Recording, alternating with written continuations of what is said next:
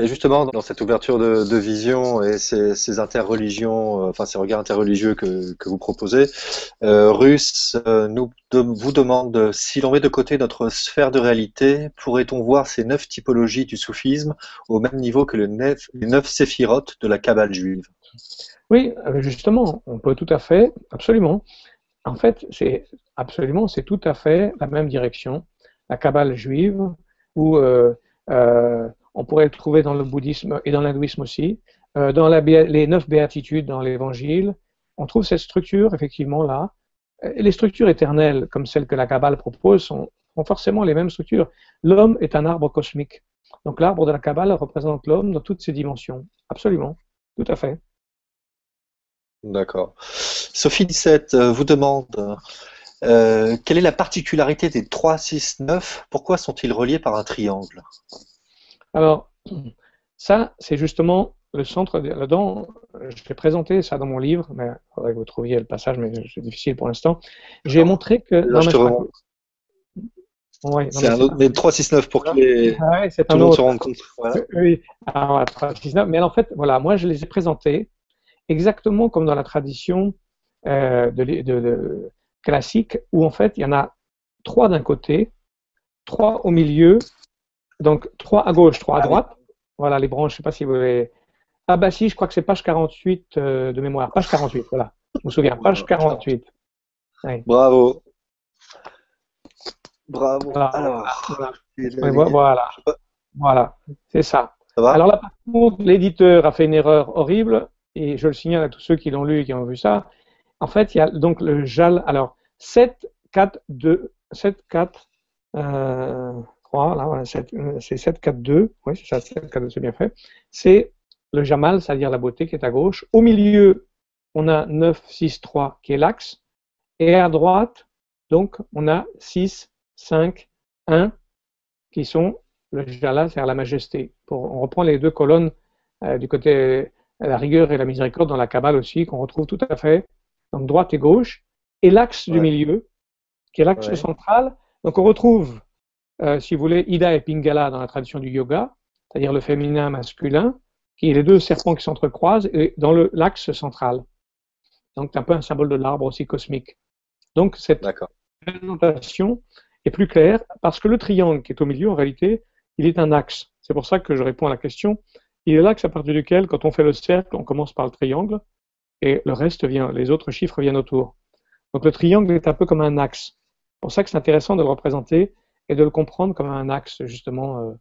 Voilà. Et donc, il y a même D'accord. des noms, et alors il y a des noms divins qui sont justement axiales et qui axialisent la personne, et c'est des noms qui sont reliés au 9, 6, 3, des noms d'axialité, des noms très essentiels, comme par exemple Nour, qui veut dire la lumière. Dieu est lumière. C'est ni à Ouais, gauche ni à droite, c'est ni miséricorde ni majesté, c'est quelque chose d'essentiel. d'accord. Une question très intéressante de Nicolas Dupont. Est-il nécessaire de faire sa shahada pour mettre en pratique ce que vous dites sur l'énéagramme? Et votre description de l'énéagramme n'existe-t-elle pas dans la tradition chrétienne? Ou pensez-vous que ce soit le soufisme qui en a la meilleure explication? La shahada apporte-t-elle quelque chose à cette application de l'énéagramme? Ouais, intéressant. Eh bien, en fait, il y a une explication, une présentation, effectivement, dans le christianisme. Bon, les jésuites sont beaucoup intéressés à ça, mais ils l'ont gardé en mode religieux. On a ce problème des religions. La religion présente dans un mode moral et avec des lois, de contraintes. La religion, elle est comme les berges de l'eau dans une rivière. Il y a la source naturelle de notre spiritualité. Ensuite, il y a les berges de la religion qui canalisent l'eau, et c'est valable. C'est canalisé, c'est-à-dire qu'on nous empêche de tomber à droite ou à gauche, c'est-à-dire de faire une erreur à droite ou à gauche. Mais elle ne nous conduit pas toujours à l'océan. Alors que les voies initiatiques et spirituelles et ésotériques, ce sont ceux qui nous conduisent jusqu'à l'océan et qui disent quittons la rivière pour arriver à l'océan de la grande libération. Et donc, dans la voie soufie, ce qu'elle a de plus par rapport à la présentation chrétienne, c'est que c'est une voie initiatique. Donc, une voie initiatique n'est pas seulement une voie religieuse. La voie religieuse, elle est comme la noix de coco qui protège le lait à l'intérieur. Et c'est déjà bien protéger le lait. Mais les gens de la voie initiatique, ils veulent casser la coquille pour boire le lait à l'intérieur. Ils vont à l'intérieur, ils ne restent pas à l'extérieur. Donc, les deux peuvent coïncider, et c'est mieux quand les deux coïncident. N'empêche qu'à un certain moment, il faut aussi que la rivière amène à l'océan. Parce que la rivière, qui est la religion, il y a des gens qui installent des petites buvettes sur la rivière, et on s'installe dans la rivière, on dit, regardez comme ma rivière est la plus belle, ma religion est la plus belle. On se dispute entre religions, et on s'installe dans la rivière au lieu de comprendre que la rivière nous amène à l'océan, où il n'y a plus de nom de rivière, qui est la présence divine. Parce que qu'est-ce qu'on veut finalement? C'est Dieu ou c'est la religion? C'est finalement Dieu qu'on veut. Et si on veut aller à Dieu, il faut savoir un jour oublier toutes les formes et aller jusqu'à Dieu. Alors maintenant, sur la question de la shahada qui est la prononciation qu'il n'y a qu'un seul Dieu, que Mohammed est son prophète, c'est-à-dire l'entrée, reconnaître finalement qu'il n'y a qu'un seul Dieu et que Mohammed est bien un prophète. Cette shahada, La profession de elle foi, a c'est la comme profession de foi fonction, des musulmans. voilà la profession de foi des musulmans, elle C'est a la comme profession fonction de foi. de nettoyer les fautes qui étaient précédentes. Et donc évidemment, c'est une formule qui conduit vers le nettoyage et vers le recentrage aussi. Et s'identifie d'ailleurs au premier point de l'énéagramme, c'est-à-dire qu'on se recentre. C'est une façon de se recentrer et de redémarrer en quelque sorte sa vie. Alors à partir de là, si on s'engage dans un chemin initiatique, oui. Ceci dit, celui qui veut pratiquer l'énéagramme avant de faire la shahada, ce qui est une autre partie de la question, il le peut, parce qu'il n'y a pas de contrainte en quoi que ce soit. Contrairement à ce qu'on entend par-ci, par-là, c'est un fondement de l'islam, c'est coranique. La ikra afid dini, pas de contrainte en religieux. Coranique, chapitre 2 du Coran, pas de contrainte en religieux. Eh oui, je sais que malheureusement, c'est pas toujours ce qui est appliqué, mais c'est pourtant ce qui est les fondements coraniques carrément. Il n'y a pas de contrainte en religion. Donc les gens sont appelés à travers une science, justement l'énéagramme, par un nettoyage. Ils peuvent petit à petit arriver justement à avoir envie de s'engager plus. Mais chacun peut s'engager comme il veut. Si la personne, voilà, chacun est appelé par Dieu comme il le veut. On vient de le dire, que notre cœur soit capable de toutes les formes. D'accord. Revenons aux dimensions plus concrètes, effectivement, donc qui sont proposées à travers vos séminaires, mais vous allez nous en parler plus précisément. Je réinvite à nouveau tous nos auditeurs à poser les questions qu'ils souhaitent. Je m'en ferai le relais. Lisa, donc, vous demande, vous utilisez souvent le terme exercice, s'exercer, mais s'exercer ne mobilise-t-il justement pas le mental en termes d'autoconditionnement? En quoi consistent ces exercices? Pouvez-vous nous en donner un exemple? Non, le mot exercice, c'est amusant. Bon, Gurdjieff, lui, il disait, c'est son expression. Je ne sais pas si j'ai utilisé le mot exercice, je ne crois pas trop, mais je dirais plutôt expérience plutôt qu'exercice. Ce qui m'intéresse, c'est pas un exercice, c'est une expérience. Donc l'expérience est une pratique. Ça oui, on peut parler de pratique qui conduit à une expérience. Et la pratique, c'est la pratique de l'invocation des noms divins. C'est-à-dire que le cœur est vivant. Si vous voulez, la clé des clés, c'est notre souffle. Notre souffle, n'importe quelle parole d'ailleurs, au sens biblique du terme, la parole, Dieu est parole, c'est quoi? C'est le souffle et la structure du souffle. A, O, I, je structure mon souffle dans le palais. Avec mon palais et la langue, qu'est-ce qui se passe? Il y a le souffle et la structure. Ça représente un peu la mère et le père. La mère, c'est le souffle de la miséricorde, de la compassion. C'est Amma, c'est le et c'est la Rahma dans la tradition islamique. Et le père, c'est le Rab, Al-Murabbi, c'est-à-dire le Seigneur qui va éduquer. C'est la même racine, Rabbi, le Seigneur, et l'éducateur, c'est la même racine en arabe. Donc il y a d'un côté l'éducation, la structuration et le souffle. Donc le nom divin, c'est celui qui va structurer le souffle interne. Mais le souffle n'est pas que le souffle physique. Le souffle, c'est un cheval qui est un cavalier. Et le cavalier du souffle, c'est l'esprit qui est dans le souffle. Et donc on va conduire notre esprit intérieur pour qu'il retourne à sa source. Et la source, c'est une source divine. Car nous sommes le souffle de Dieu projeté en Adam. Dieu a créé Adam d'argile, il a soufflé sur lui. Et ce souffle, il est en nous. Et réveiller en nous ce souffle, c'est réveiller le rayonnement de notre essence. Notre souffle est l'expression de notre vie. Et notre vie, c'est le rayonnement de l'être. Donc il s'agit de réveiller en nous ce secret de l'être. Donc là, c'est la grâce qui soutient ça. Et dans la transmission du nom de Dieu, il n'y a pas qu'un exercice. Il y a une grâce, un souffle qui est transmis. Un souffle, c'est autre chose qu'un exercice. C'est un souffle. C'est, si vous voulez, le marin au début, il peut ramer, mais un jour, il arrête de ramer parce qu'il met ses voiles d'une certaine façon, et la grâce descend dans les voiles et pousse le bateau. Et c'est ça qu'on attend. On met dans une certaine configuration la personne pour qu'il reçoive la grâce. Voilà. D'accord, c'est une très belle image. Bien, continuons avec sur Salamandre TV avec les équipes de Baglis TV. Une autre question, petite question. Brigitte vous demande, est-ce que Noun est un nom de Dieu? Noun, N-O-U-N-E. Oui, bien sûr. Moi, j'aime d'autant plus cette lettre, c'est une lettre.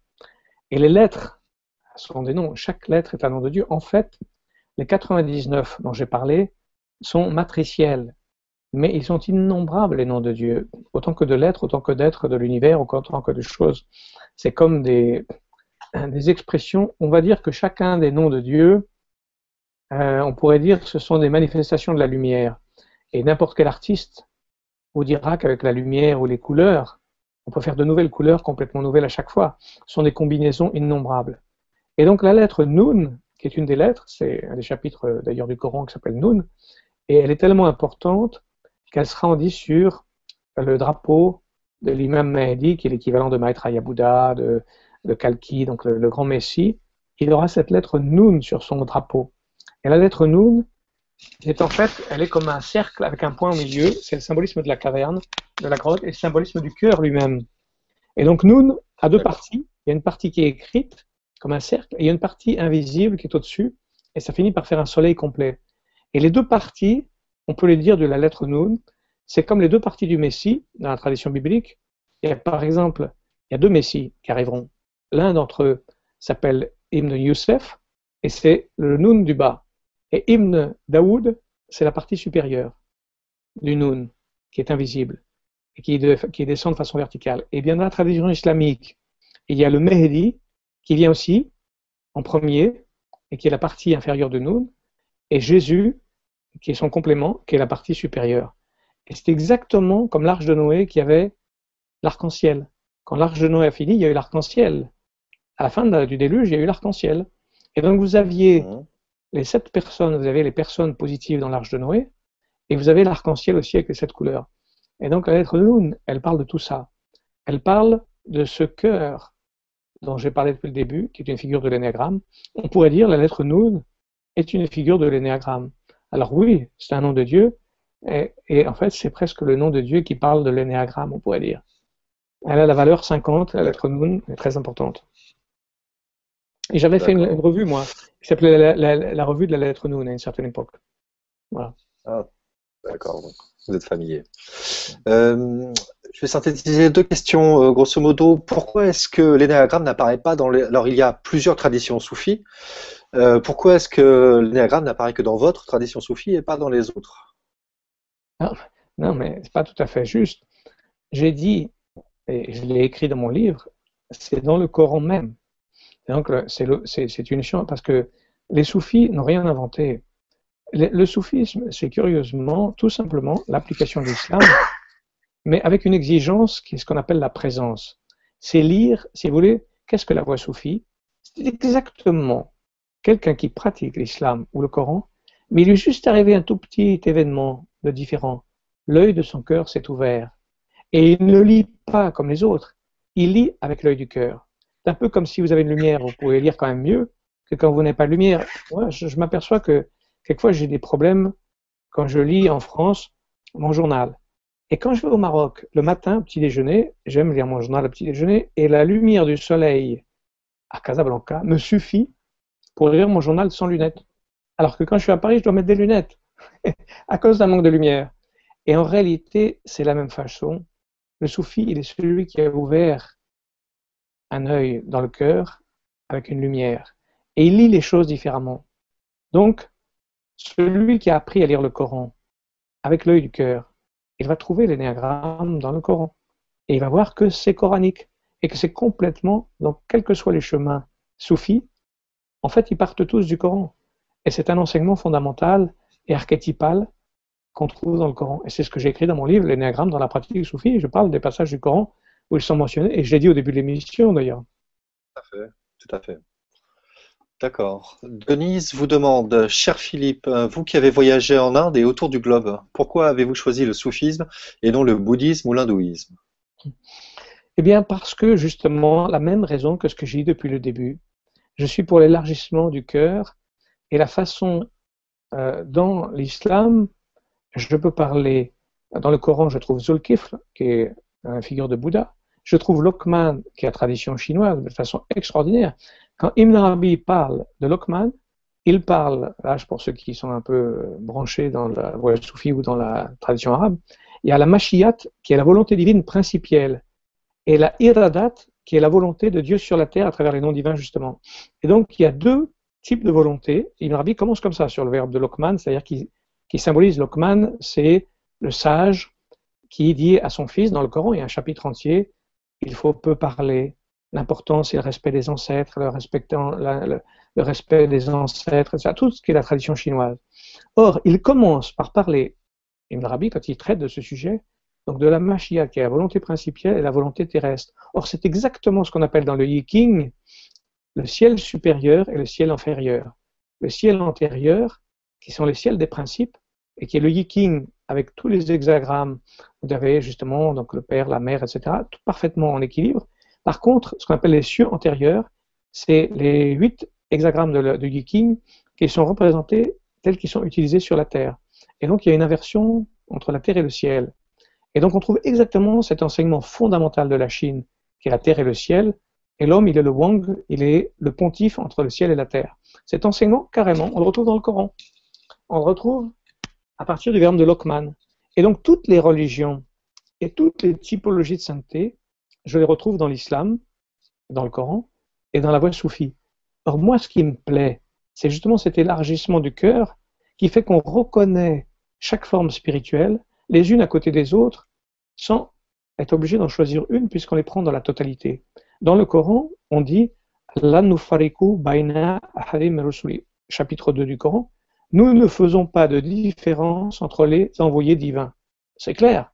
Si les musulmans, certains, font des différences, c'est leur ignorance. Normalement, on fait de différence entre tous les envoyés divins sans aucune précision. La totalité des envoyés divins sont reconnus. Et donc, quand on a un chemin d'universalisme comme celui-là, on se sent respirer. Et moi, j'ai senti dans l'islam une respiration qui me donnait un élargissement de la poitrine à travers la capacité de reconnaître chaque typologie spirituelle dans l'humanité et en plus de les mettre dans une certaine relation les uns avec les autres, exactement comme l'énéagramme parle d'une figure quand même et de relation entre les points. Les religions ont une relation les unes avec les autres, exactement comme de l'arche de Noé. Il y avait une structuration des animaux, etc. C'est un symbole. Mais maintenant, notre cœur est comme une arche de Noé qui peut situer toutes ces formes de sagesse les unes par rapport aux autres. Et en réalité, dans l'enseignement global de ce livre qui est magnifique, qui s'appelle Les Chatons de la Sagesse, aux éditions Borak, dont le maître Ibn Arabi, qu'on appelle le Shir el-Akbar, le plus grand des maîtres spirituels, qui écrit ce livre, il traite de ces 27 typologies spirituelles qui sont exactement en relation avec les 27 types de l'énéagramme, puisqu'il y a 9 par 3 avec les sous-types qui font 27. Et on retrouve exactement ça aussi. D'accord. À propos de typologie, effectivement, c'est une bonne question. Christine44 vous demande les nœuds de l'âme, d'où viennent-ils? Est-ce que c'est psychologique, atavique, occulte? Comment devient-on une certaine typologie parmi les 9? Voilà. Alors, c'est vrai que c'est une bonne question, ça aussi. Bon, un psychologue vous dirait au premier degré, malheureusement, si je peux dire, par exemple, Freud, il croit que ça commence dans la petite enfance. Mais maintenant, ça a complètement explosé. Même en psychologie, des gens comme Stanislas Grof, qui écrit pour une psychologie du futur, il vous dit déjà, ça se passe dans les 9 mois dans le ventre de la mère. Avant même la petite enfance, on a déjà des traumas. Et on peut aller encore plus loin que le ventre de la mère, c'est que dans le ventre de la mère, les tendances karmiques que l'on a à la naissance, les prédispositions, sont une actualisation, sont simplement actualisées dans le ventre de la mère. Il y a une actualisation de ces tendances pour une certaine raison que l'on va porter pour une continuité de voyage de l'âme, puisque l'âme voyage, elle a voyagé avant de venir. Je ne parle pas de réincarnation, je parle de voyage de l'âme qui est déjà venu avec une certaine science et avec un certain paquet, avec un budget. Et donc on a au départ un paquet, si vous voulez, de façon plus pratique, ce que les différentes traditions reconnaissent, quand l'âme descend, on peut dire d'une façon verticale, elle descend à travers 9 cieux, et donc 9 corps, et donc 9 voiles, et le dernier, c'est le corps physique. Mais on a d'autres corps que le corps simplement physique. Et toutes ces voiles, cette descente de l'âme dans son état essentiel comme goutte de la lumière divine, cette goutte de la lumière divine, quand elle descend, elle va prendre ces 9 corps, et avec ces 9 corps, elle va prendre des fixations, des blessures, des traumas, et ça va être tout son conditionnement, et tout le travail est donc de déconditionner de toutes ces enveloppes, mais qui sont pourtant aussi un combustible. Parce qu'évidemment, le pétrole, par exemple, c'est lui qu'on utilise pour faire avancer sa voiture, si on veut. Donc, les souffrances peuvent être utiles aussi. Donc, je ne dis pas que c'est à jeter, attention. Je dis qu'il faut les utiliser dans le sens d'une libération. Tout ce qui est en nous, nos souffrances, nos douleurs, ont un sens. Et on s'aperçoit, c'est la beauté des choses même, que c'est un cadeau incroyable. Incroyable, je sais, ça a l'air scandaleux. Nos souffrances, les souffrances, sont souvent une indication d'un travail à faire, d'un cheminement de libération.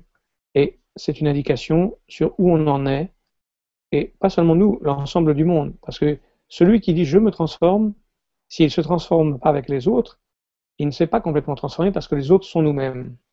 Nous sommes le monde. Donc en se transformant, on transforme le monde, et quand le monde se transforme, je me transforme. Et on est solidaire profondément dans notre transformation de toutes les douleurs du monde. D'accord. Abazoul vous demande, pouvez-vous parler de la symbolique des différents prophètes? Ben, ça serait un chapitre entier, c'est une émission complète. C'est les 27, on va parler des 27. On a 10 minutes. Oui.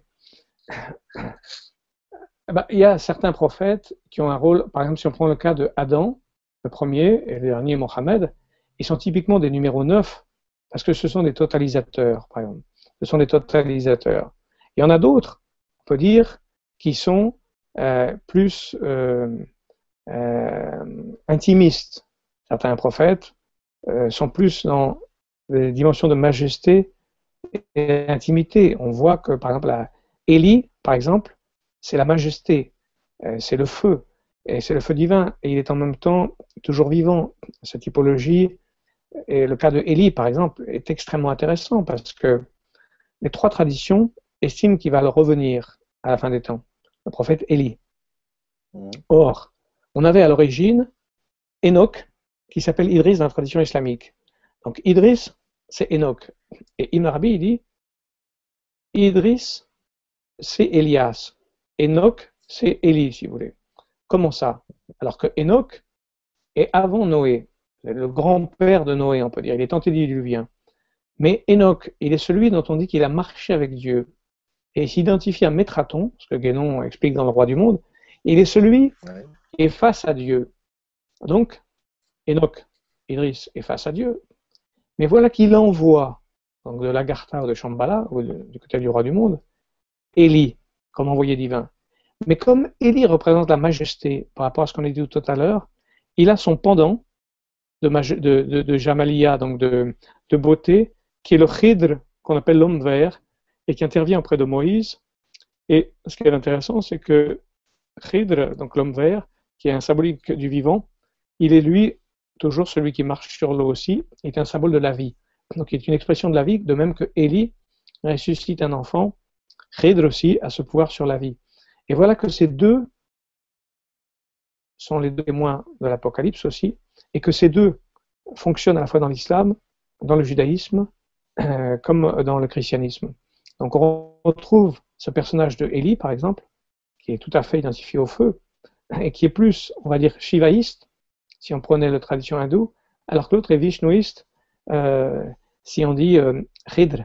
Parce que dans la tradition de l'Inde aussi, il y a les deux tendances, soit l'orientation de la majesté, ou la présence, parce que Shiva n'est pas un personnage, c'est un nom de Dieu, qui est le nom de la majesté divine, qui détruit tout. Shiva, c'est le symbole de tout devient cendre. C'est-à-dire, tout est illusion, il faut tout détruire. Et Vishnu, celui qui dit je préserve la vie, et les prophètes sont des avatars, c'est l'équivalent. Donc on retrouve cette dimension d'envoyé divin des prophètes, qui sont soit des tendances de majesté, soit des tendances de beauté. Donc on va dire contraction, dilatation, la majesté ou la beauté. Ces deux dont on a parlé dans la tradition hébraïque, on dit rigueur et miséricorde. Mais en fait, c'est la même chose que je veux dire. Nous, on dit jalal ou jamal. J'ai quelquefois un peu de difficulté à traduire parce que c'est tellement plus clair quand on est dans la langue sacrée. Parce qu'une langue sacrée, elle prend bien les symboles, elle les définit bien.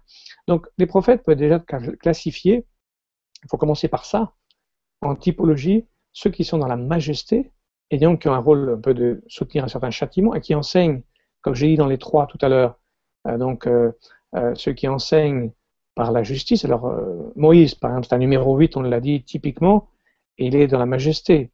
Alors que Haroun, le frère de Moïse, Aaron, il est complètement dans la miséricorde. Il est celui qui dit à Moïse, quand il descend de la montagne, qui casse l'étape de la loi, Aaron, il l'appelle « Ô fils de ma mère », pendant que Moïse l'attrape par la barbe, son frère, et lui il dit « Ô fils de ma mère, ne m'attrape pas par la barbe, j'ai voulu que ces gens ne se divisent pas, c'est pour ça que je n'ai pas châtié et que j'attendais que tu descendes. » Donc Haroun, c'est celui qui veut rassembler, Aaron, celui qui veut rassembler la communauté. C'est l'imam par excellence, celui qui rassemble.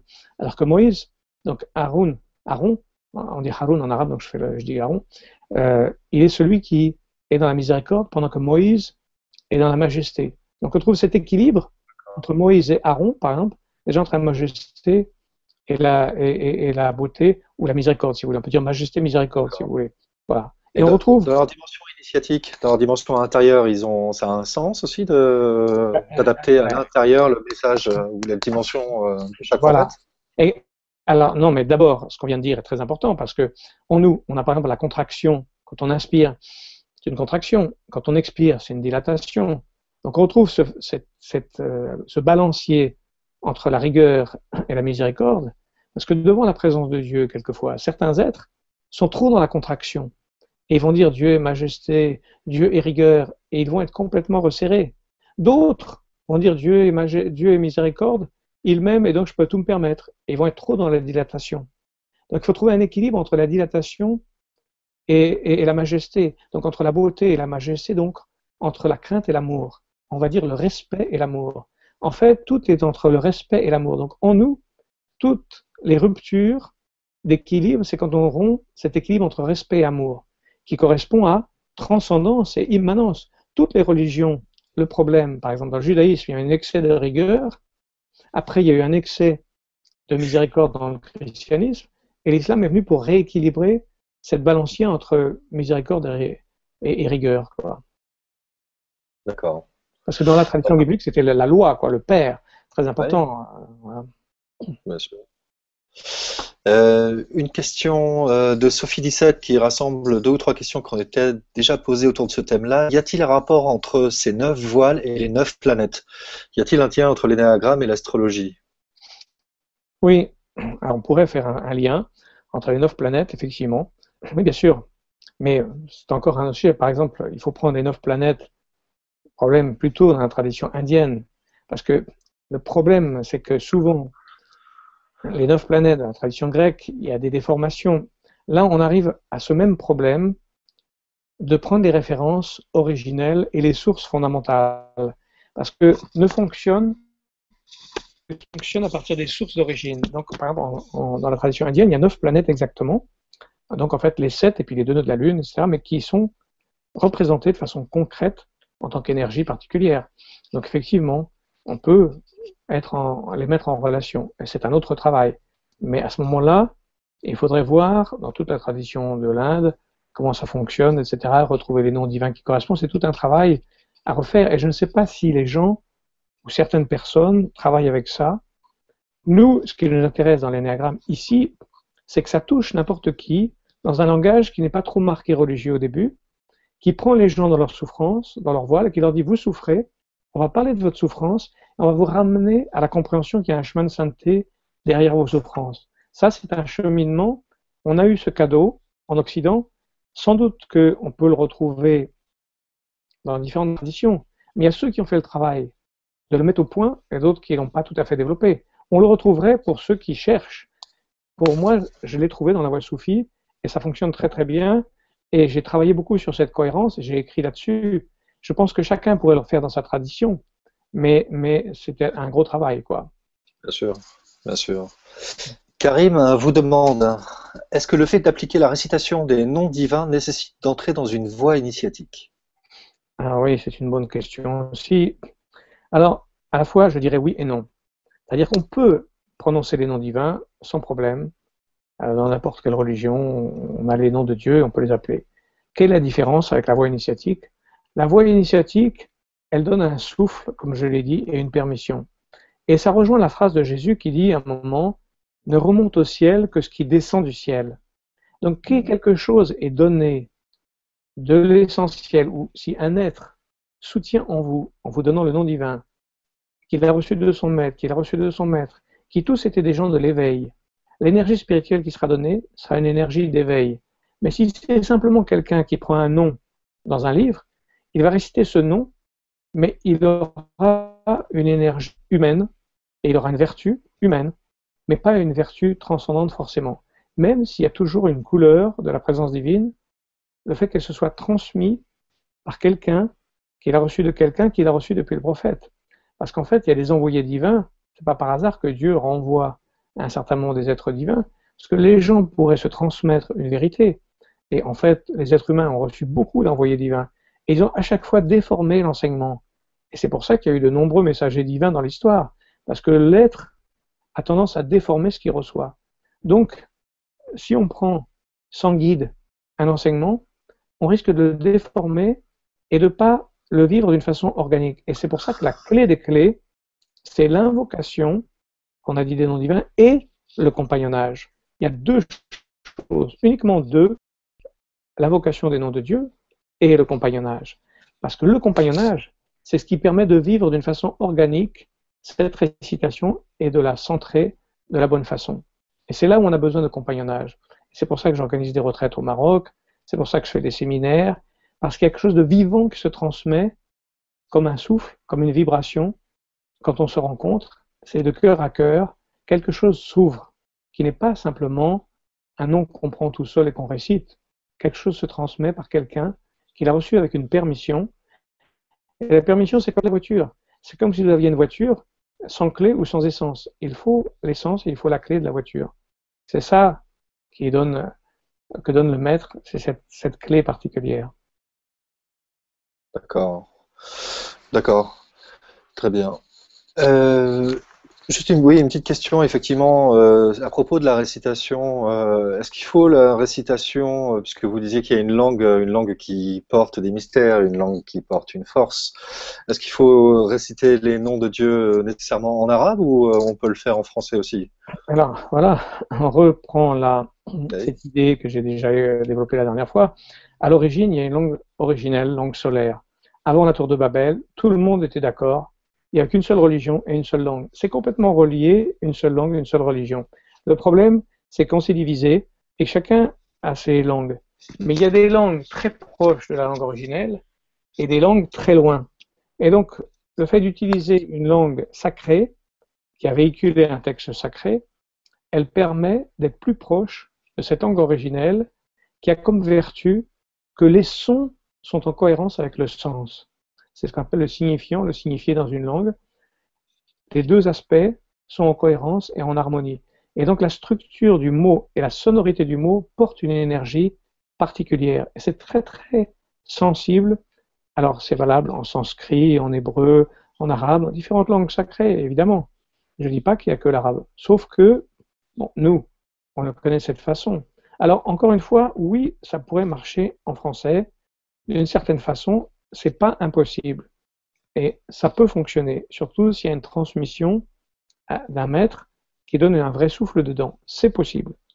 Mais je dirais que c'est un petit amoindrissement. On a vu ça avec l'Église aussi, qui s'est mis à faire en français, par exemple, par rapport au latin ou par rapport au grec. Ça a changé tout. Par rapport à l'araméen, ça a changé toutes les présentations du christianisme. Donc là, on a un problème de traduction. Une traduction, tous ceux qui ont fait des traductions, ils le savent. C'est extrêmement difficile parce qu'on perd énormément et on trahit. Moi, quand je lis Ibn Arabi en français, je suis désespéré des traductions, quelles qu'elles soient, même des très bonnes, parce que je ne trouve pas la fluidité que je trouve dans l'arabe. Et quand je lis le texte en arabe, je sens des descentes de grâce, ce qu'on appelle des théophanies, qui descendent dans les mots que je ne trouve pas comme descente dans le français. C'est une belle langue, le français, mais il n'y a pas toujours cette sorte de poésie dans la traduction qui reprend le texte sacré. Voilà. Le texte sacré, si vous voulez, c'est comme une boule de cristal. Vous savez, la boule de cristal, j'essaie de prendre des exemples clairs au moins. La boule de cristal, c'est rien, c'est une boule, mais elle sert de support pour certains à voir quelque chose qui projette leur pensée ou leur imagination dans la boule, et grâce à ça, ils finissent par voir des choses. Eh bien, sur un canevas de langue, d'une langue sacrée, il y a des choses qu'on reçoit dans le cœur, mais qui ne sont pas simplement dans le texte, c'est en plus du texte. C'est comme si c'est un support, comme dans une tapisserie, il y a ce qu'on appelle la chaîne, sur une trame. Et donc la chaîne de la tapisserie permet que se développe la tapisserie par une navette. C'est de la même façon, un texte sacré, il est comme une chaîne, il est un support de descente de grâce. Et donc il y a Ibn Arabi, il parle du couchant des étoiles. Il dit c'est le couchant des étoiles. Le couchant des étoiles, un terme coranique, c'est la descente des lumières sur les mots du Coran. Le Coran, par exemple, se lit pas avec une compréhension simple. C'est quelque chose qui se goûte. Vous pouvez prendre un seul verset et avoir un état d'extase dans lequel des immenses significations descendent comme une pluie dorée dans votre cœur, et vous comprenez énormément de choses, mais que vous ne savez même pas ce que vous comprenez, vous le recevez dans le cœur. Donc ce sont des grâces de signification qui descendent sans que ça passe par le mental. Ça descend dans le cœur directement. Et le support d'une langue sacrée permet ça. Ah, c'est quand même quelque chose. Oui. Ouais. C'est pas rien. Ouais. Brigitte75 vous demande, y a-t-il une sorte de hiérarchie dans les 9 types? Ah oui. Est-ce qu'on va du 1 au 9? Est-ce que le 9 est... Oui, on va du 1 au 9. On va du 1 au 9, et ça, ceux qui veulent là-dessus, ils peuvent lire le livre chez Gallimard de Ibn Arabi, traduit par Chotkevitch, qui s'appelle Le Sceau de la sainteté.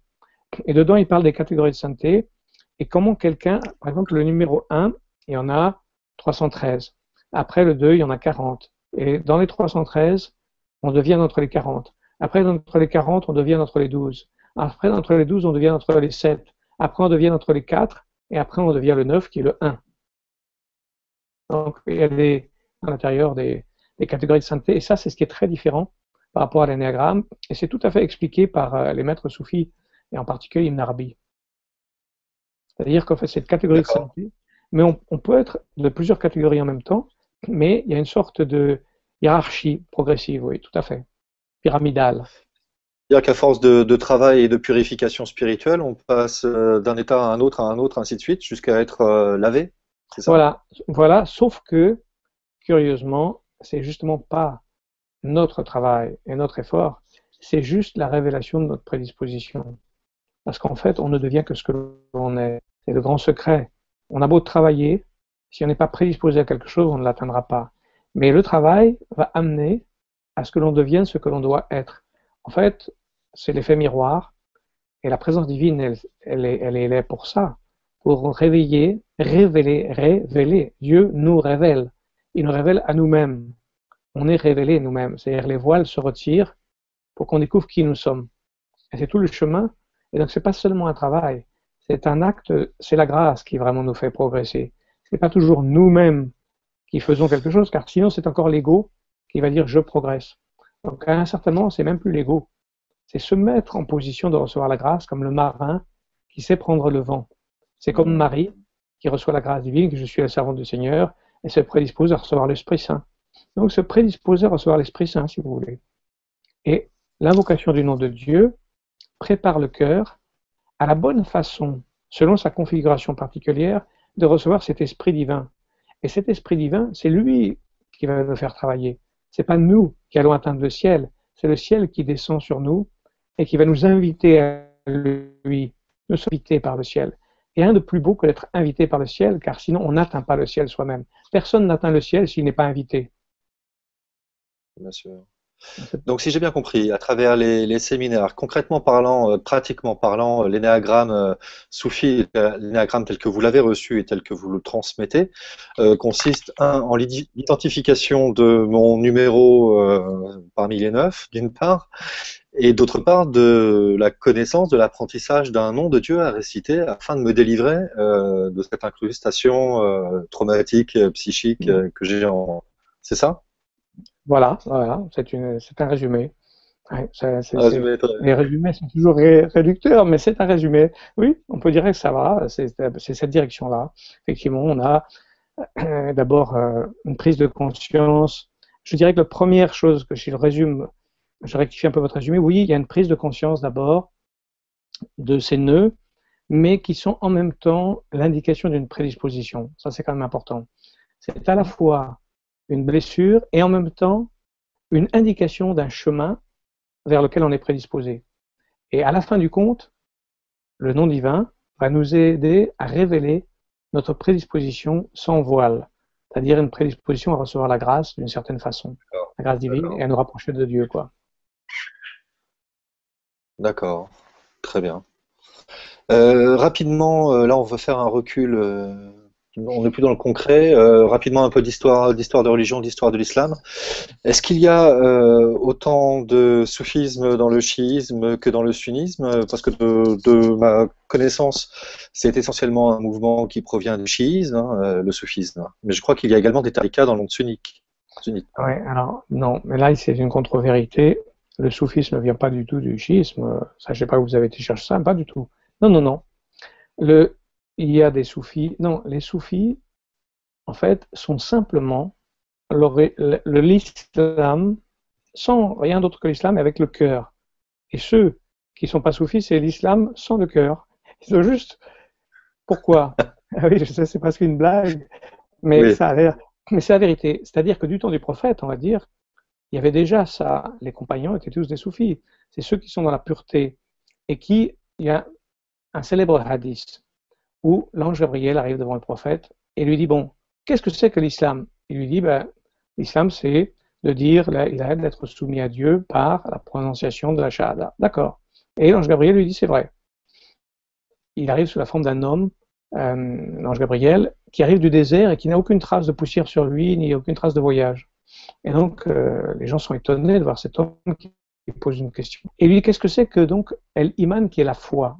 Parce que l'islam, c'est la soumission, mais après il y a la foi qui est un deuxième degré. Et il lui dit de croire en Dieu, en ses anges, en ses livres, etc. Il lui dit, tu as raison. Et il lui dit, troisième question, qu'est-ce que l'ihsan, c'est-à-dire l'excellence? Et là, le prophète répond, c'est d'adorer Dieu comme si tu le vois. Si tu ne le vois pas, lui te voit. Sois donc dans l'exigence de la hadra, ce qu'on appelle de la présence. Et donc le soufisme, le voilà, c'est simplement cette exigence supplémentaire. On pratique, on a la foi, mais il y a en plus l'exigence de cette présence du cœur. C'est-à-dire qu'on fait venir la présence. Et les noms divins, on les appelle les hadarat en arabe, c'est-à-dire les présences. C'est comme des parfums. Quand il y a un parfum, il y a un parfum. S'il n'y a pas d'odeur au parfum, c'est pas de parfum. Il faut qu'il y ait une odeur pour qu'il y ait un parfum. Le nom divin, il est une présence réelle. C'est une présence avec tous les anges qui vont autour et tout le travail qu'il a sur les anges et sur la hiérarchie qui est liée, etc., avec le nom divin, c'est une présence. Le chemin de la voie soufie, c'est celui qui protège la présence dans sa vie. Et on va dire que le péché, inversement, c'est ce qui dissout la présence. Donc il y a soit la présence, soit la non-présence. Comme quelqu'un qui a la conscience et pas la conscience. C'est la même chose. Pour donner une idée claire, quelqu'un de conscience n'est pas comme quelqu'un qui n'a pas la conscience. Donc la voie soufie, c'est ce chemin de conscience. Mais la conscience de l'être en plus. La conscience de je suis.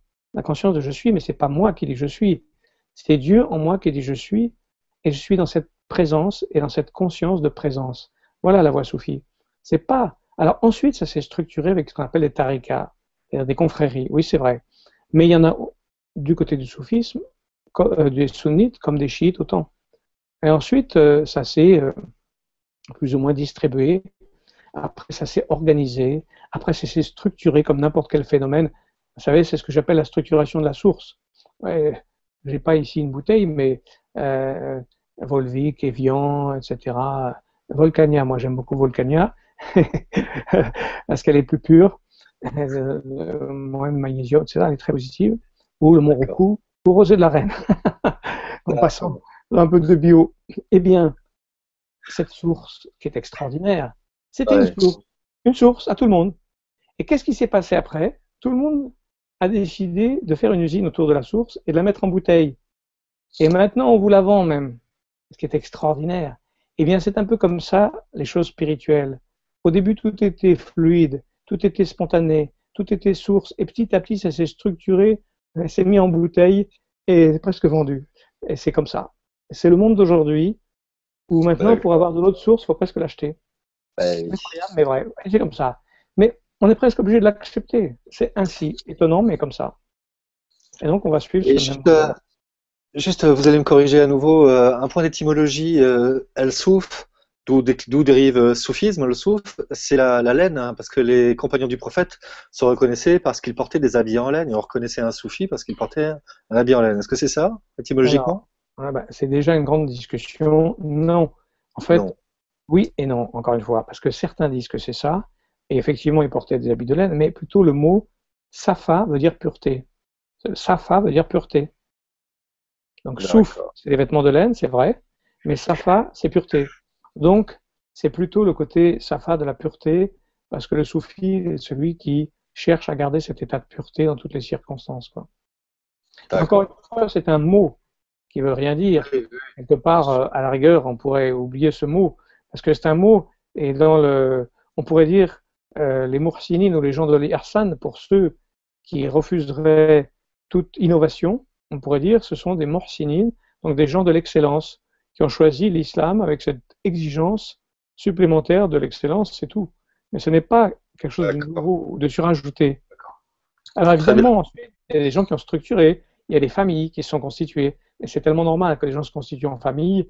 Donc il y a eu des shirs, c'est-à-dire des maîtres spirituels, qui ont constitué des groupes en fonction d'affinités, comme des familles. Alors évidemment, ça s'est structuré, et il y a 40 confréries classiques, fondamentales, et puis des tas d'autres dérivés. Philippe De Vos, merci beaucoup pour ces passionnantes informations autour du soufisme et de l'énéagramme. À très vite, Merci j'espère. beaucoup. Merci beaucoup.